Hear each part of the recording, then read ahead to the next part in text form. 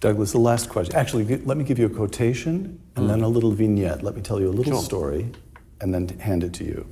And the quotation again is you, again from The Strange Death of Europe. Promised throughout their lifetimes that the changes were temporary, that the changes were not real, or that the changes did not signify anything. Europeans discovered that in the lifespan of people now alive, they would become minorities in their own countries, close quote. Now here's the little story I'll tell you. Ages and ages ago, when I was at Oxford myself, I knew Malcolm Muggeridge, the great British journalist.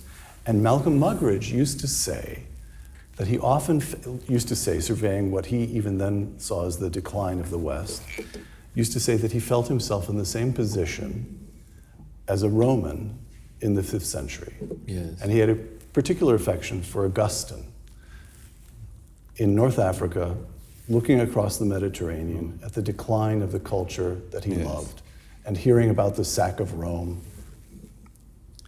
And yet, Augustine led a good life, as witness that he comes down to us as Saint Augustine. So the question is, you've said this is almost impossible to reverse. You've said that even the political movement, the populist movement of the recent years, it's very complicated, unlikely to get it quite right.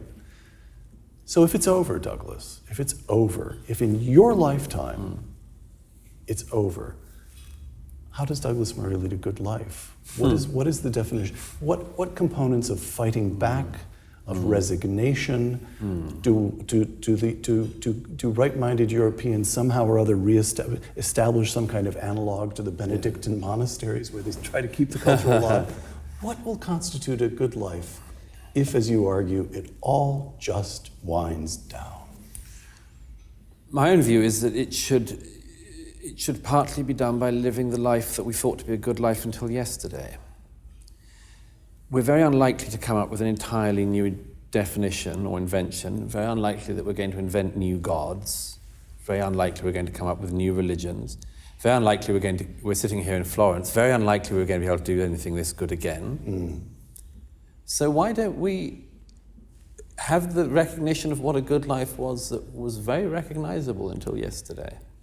Now, that can't be done. Roger Scruton and I were talking about this recently. Roger Scruton, the great conservative philosopher. Yeah, this can't be done by government diktat.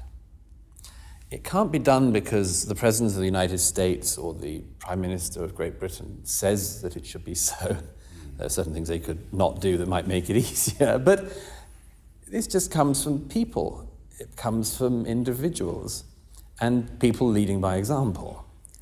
When I discuss many of the things that came up in The Strange Death of Europe, sometimes people say to me, you seem, some people say, but you don't seem as het up about it.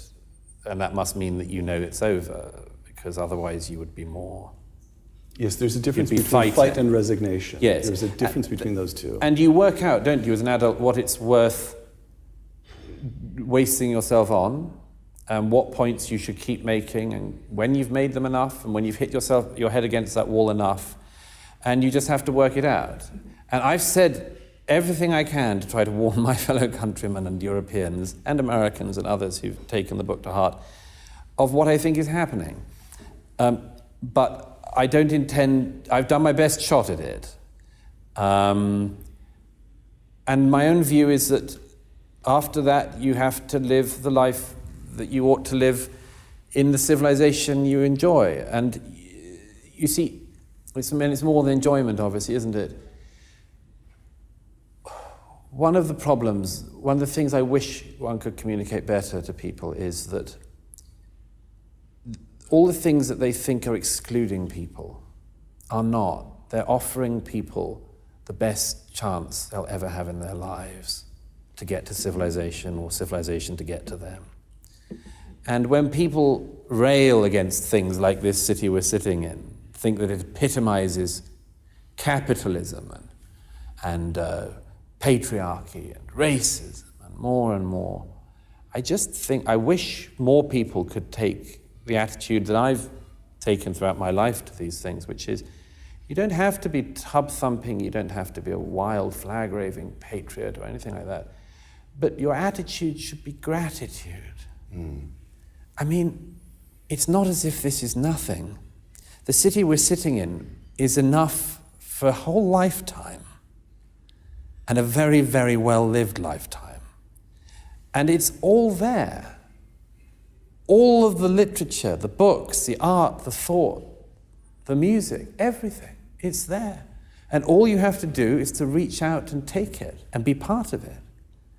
And that seems to me, in this culture of hatred and this thing I go into in the Madness of Crowds, of this just endless zero-sum hatred and bitterness and blame, is just to turn that around and say, how about feeling grateful? Because what we have is a blip in human history to have the right to have. And we would be so damn stupid to give it away for nothing. Douglas Murray, author of The Strange Death of Europe and The Madness of Crowds, thank you. Thank you. For Uncommon. Wow, wow, wow. Absolute eloquence. I mean, Douglas Murray, agree with him, disagree with him, whatever is going to be your passion. He has his detractors and he has those people that actually love him. But you have to say one thing about Douglas Murray. He does not mince words at all. He carefully chooses what he wants to say, sometimes with stinging and biting sarcasm, and sometimes, as he just basically summed up this interview with Peter Robinson for the Hoover Institute, is just an absolute, he just summed everything up. People should have the attitude of gratitude. That your sense of living should be to look around and to say, look at what we have. As a species is what I'm basically saying. As a human species on this planet that we call Earth, that we call our home. And yes, we're divided into nations. We're divided into ethnicities. We're divided into tribes, religion, culture, all of that. But we're all part of humanity. We're all human beings. We're all men and women. And I say that with all due respect to everybody else. Men and women living on this planet. And as he said, where this interview was taking place in Florence, Italy, the beauty, the grandeur, to take a look at history, the Colosseum, the Parthenon, all those places. And it was that's just one city, folks, one city amongst hundreds of thousands of cities all across this planet. He talked about the housing of museums, of books, of libraries, of music, art, science. And it's not that he basically said that he's sort of given up or resigned. He sort of said as he gets older, sort of like you pick your battles. And I think a lot of times when you just start out and you really want to go out there and tell everybody everything, you sort of, you're going after everything and saying, you got to look at this, look at this, look at this, look at this, look at this, look at that, over here, over there. And I think in one respect, from what I gleaned from what Douglas was saying, is that if you are going to go out there and you are going to try to pave the way, the pathway for others to follow, is that pick the battles that you're that passionate about, that you really think have some absolute meaning for you and others, that really are going to be a way of changing your life. And those need to be fought. Those battles need to be fought, whether by debate, by discussion, by speech, by writing, whatever. And pick one or two.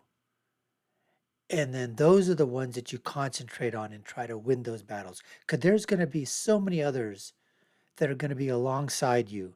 They're going to pick their own battles. And in that way, we can sort of hone in ourselves to fight what we believe will be the good fight for not only ourselves, but our children, our communities, and to go forward. Anyways, I really, really enjoyed that interview.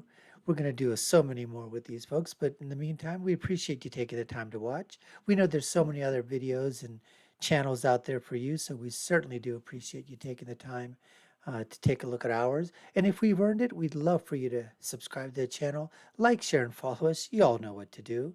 Check out our other video links here and here. And I'll leave you with my final thought, which is, when you're right, you're right. And when you're left, you're wrong. Until next time, folks, take care and stay safe.